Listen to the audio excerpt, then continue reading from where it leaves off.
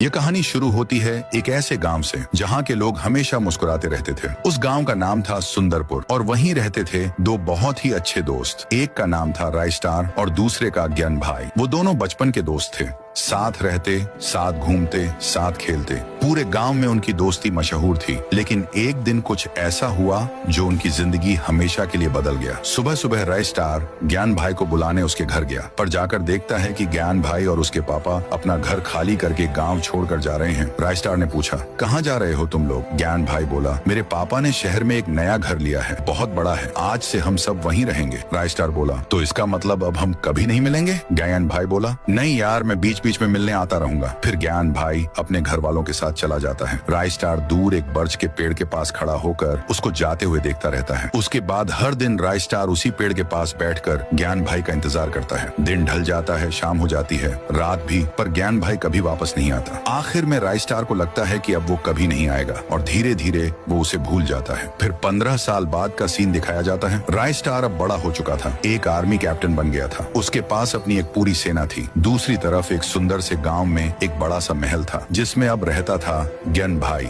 जो अब एक अमीर आदमी बन चुका था। उसके पास पैसों की कोई कमी नहीं थी, लेकिन एक मुश्किल थी जिसका नाम था विक्रम। विक्रम एक खतरनाक इंसान था। उसकी नजर ज्ञान भाई के पैसों पर थी। ज्ञान भाई इस वजह से हमेशा टेंशन में रहता था। फिर एक दिन वही होता है जिसका डर था। विक्रम और उसके गुंडे गांव पर हमला कर देते हैं। हर तरफ अफरा तफरी मच जाती है। गुंडे लोगों को मारने लगते हैं। ज्ञान भाई समझ जाता है अब उसका बचना मुश्किल है। वो तुरंत अपने एक आदमी से कहता है, इस गांव से बहुत दूर एक छोटा सा गांव है, वहां मेरा एक पुराना दोस्त रहता है, उसके पास जाओ और बोलो कि मुझे उसकी मदद चाहिए। वो आदमी बाइक लेकर निकल पड़ता है राइस्टार के गांव की तरफ। उधर दूसरी तरफ राइस्टार अपने आर्मी कैंप में सोल्जर्स को ट्रेनिंग दे रहा होता है। तभी एक लड़का आता है और कहता है, मुझे ज्ञान भाई ने भेजा है, हमारे गाँव में एक गुंडे ने हमला कर दिया है, अब सिर्फ आप ही हमारी मदद कर सकते हो। राइस्टार सब कुछ समझ जाता है और बिना समय गंवाए अपनी पूरी सेना लेकर निकल पड़ता है ज्ञान भाई को बचाने। इधर विक्रम ने ज्ञान भाई को पकड़ के जेल में डाल दिया होता है। विक्रम कहता है, अब तुझे कौन बचाएगा? तू गया।